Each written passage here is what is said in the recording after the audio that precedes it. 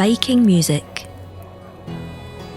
The Vikings were a rowdy bunch. For them, music was part of everyday life as well as for religious festivals. They had sad songs and happy songs, lullabies and working songs, love songs and war songs.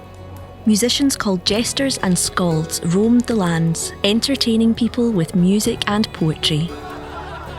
Was there a god of music? Yes, Bragi was the Viking god of music and poetry. When a Viking warrior died, it was believed that Bragi sang, played the harp, and recited poetry to welcome the warrior into Valhalla. What did Viking music sound like? Music was an important part of Viking life, but that doesn't mean their music was beautiful. We don't know exactly what Viking music sounded like, but merchants and travellers visiting from other parts of the world described the music as ugly and untamed, like a pack of howling dogs. What sort of instruments did they play?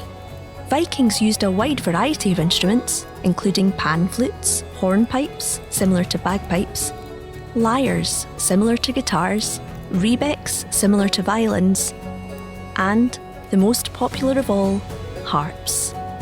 What did they sing about? One of the oldest Viking songs is called Drømde mig en drøm I nat, which means I dreamed a dream. In it, someone dreams that they are lying peacefully in silk and furs, even though the world outside their window is full of fear and worry. Today, the most well-known Viking poem is Beowulf. This rhyming tale would have been performed by skalds at mead halls around the lands, accompanied by music. It is about a hero warrior who rescues Hrothgar, king of the Danes, when his mead hall is attacked by a monster called Grendel.